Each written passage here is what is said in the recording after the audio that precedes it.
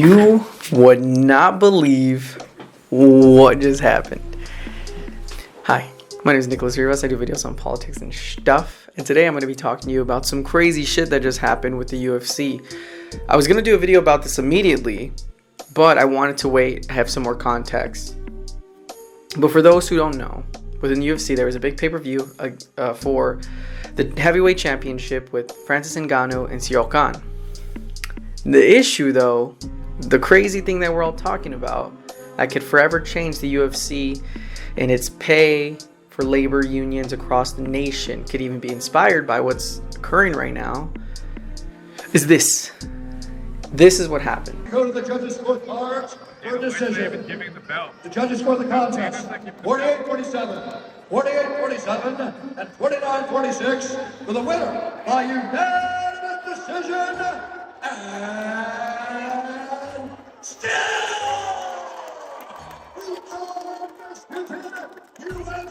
And still, for those who don't know what just occurred, Francis Ngannou retained his championship against Ciryl Gane. When he was put the belt on, typically it's done by Dana White, the CEO or CFO of UFC. But in this case, he wasn't. And people were like, perplexing. Then, after every fight, every single fight I've ever seen, Dana White has a press conference. He announces who won what, yada, yada, yada. This case, he did it. My skills to win this fight. I noticed Mick Maynard put the belt on you and not Dana. Was that at your request? You didn't want Dana to do that? Or why did that happen? I don't know. You have to ask him. So you did not have anything that you didn't say, I don't want Dana. Dana. I do not have anything to do about that. Okay. I think that was their decision. I'm about to ask about that too. Okay. And I guess that leaves, Dana doesn't come to the press conference. It makes the inference that it has something to do with you, right? So does it make you come to the press conference? He wasn't here. No, he wasn't here. Okay. What? I didn't know that too. So for those who aren't in the sport or in the know, surface level, they just see this as a guy kept his championship, life moves on. But for the UFC knowers, for being a big fan of the UFC, this is huge, because Francis versus Dana has been a pretty long series of events that has occurred that people are now kind of buzzing about, like, holy shit, it's happening.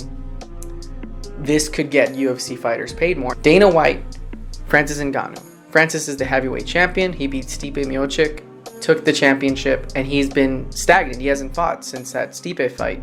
Francis apparently has been wanting to fight, but Dana's been kind of pushing him out due to, and rumor is, Francis has been very vocal on his lack of pay. Dana White has a history of pushing people away who discuss, I want more pay. Like anybody who talks about it, he's very like, I'm just going to take your ass off the card. That's the rumor from previous fighters like Mark Hunt, Randy Couture. All these infamous fighters have said in the past that Dana could be, a bitch baby about it. So Dana apparently told Francis, you have a fight against this guy named Derek Lewis, a guy who's previously beat him, but now you're champ, you've probably gotten better, let's see how you fare well with this Derek Lewis guy. Derek Lewis then is telling everyone, yeah, I'm going to fight Francis, I'm going to get that rematch, I bet you I can beat him again. But that didn't happen. Derek Lewis then fights Ciryl Gane, a up-and-comer fighter who actually is friends with Francis Ngannou. They used to be training partners back in Paris. So everyone's like, oh, that's weird. That's suspicious. And said, yeah, I didn't know there was this fight. They said I was going to take the next fight. I'm the heavyweight champion. Everyone has to come and fight me. That's the whole point. Nope. They took it out, gave it to Ciryl Gane. So why? What happened? What occurred? Well, apparently, Francis was debating and asking for more money.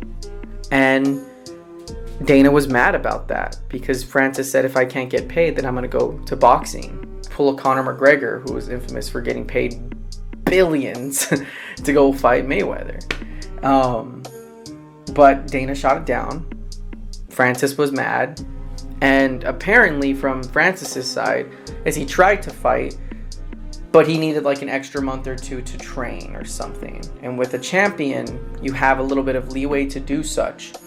Before declining the bout, Ngannou was notified that his contract had been extended for 6 months. On June 23rd, the champion said the UFC again offered him a fight with Lewis, this time to headline UFC 265 in August. But because the previous conversation about the summer months being unavailable, Francis wasn't prepared for an August offer. He had spent more time at home visiting his family and delayed his visa renewal process, which he'd now squared away. But having just returned to the US to train, Ngannou felt a month and a half was not adequate enough time to prepare for a title fight, and so again declined. When the UFC suggested a headlining bout the next month at UFC 266, Francis says he told them he would absolutely be ready to go on September 25th for that card. 5 days later, though, the promotion announced an interim title fight between Lewis and Cyril Gane to headline the August event that Ngannou had refused. And they just gave the fight to Cyril Gane, to Derek Lewis. Those two fought. Cyril Gane won. He became the interim champion, which is a fancy way of saying you're now guaranteed the next fight to the champ. It's a belt.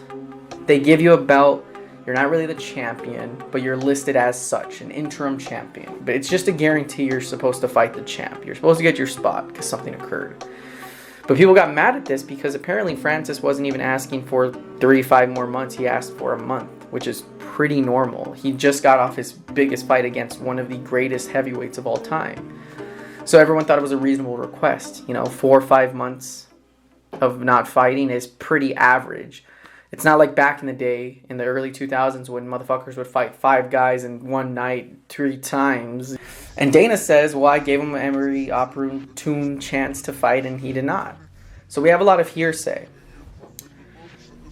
But by Dana not putting the belt on Francis, by him not attending the post-conference, there was indicators that led us to believe that Dana wanted Francis to lose, to be like, shut up, bitch, this is what happens when you come at us.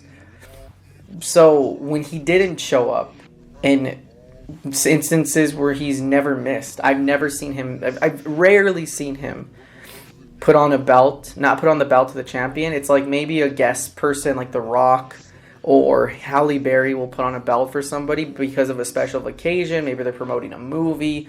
That's not that uncommon. It's definitely rare, but it's happened. But I've never seen Dana miss the press conference. I think it was like when he was sick. That was the only time I ever seen. Honestly, I'm trying to think. I can't think of anything. And I've been watching UFC since like 2003. So why? What occurred? Was he really that mad? And, I can't make assumptions, but I'm going to make an assumption. I think Dana was mad that, Francis won. And he now has buying power. Look at this shit. Look at this shit. This was the biggest fucking fight. Dana White was allegedly making this card fail. I don't know how to cut this off. But it's a great fight. You guys gotta see this shit. But it's huge. So, what occurs now? What the fuck happens? I don't know. Dana went quiet. And he just came out with his statement probably a few days ago. He says there was stuff he was dealing with backstage. That's why he didn't attend any of that. We only have his word, but we also have Francis's word. And Francis said he was hit with litigation from the UFC because he was in talks with Jake Paul in regards to boxing. So it leads to more and more people being like, Dana White is a scumbag trying to push out his champion, which, to be fair, he's done in the past with Stipe Miocic. So it's not like we should be surprised. But I'm trying to give people the benefit of the doubt. I didn't make the video immediately because I wanted to see what Dana said, and I don't like his answer. Dana White is being put under a lot of pressure, and typically in the past when you had people asking for more pay, they might have lost their championship, making it hard for them to argue, and usually they were ousted by the UFC. If Francis didn't win, I think he would have been ousted by the UFC. Now, I think he's going to leave the UFC a champion, make himself have a more buying power status. Hey, I'm the champ. I didn't lose it. I just left it. That's what he's going to say. He's going to get money. So Francis is coming out a big champ here. Dana's scared because that's scary to have a big name. You have Mark Hunt, a fighter, great fighter, seeking litigation against the UFC, but he's failed. Mark Hunt isn't a big name. As much as I love Mark Hunt, he's not the big name that everyone wants. You have Jorge Masvidal, a fighter who is currently at the UFC, who's the poster boy of the fucking video game, who's been saying that he has star power, and he does. Yet he gets even ousted because he's not a champ. You finally have a champ asking for more money. He has legal power and physical star power. Nothing we've seen before like this. All the champions right now are pretty straight and narrow. They don't fuck with UFC. They definitely ask for pay, but never to the point where Francis is threatening to leave. So, what is to happen? I think Francis is leaving.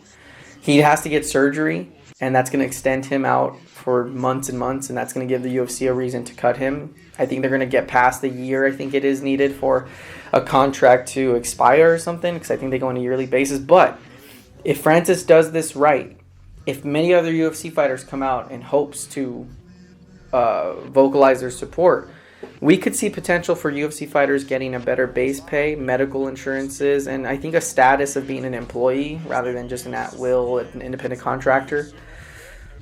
That could change a lot. That could change the UFC forever, for sure.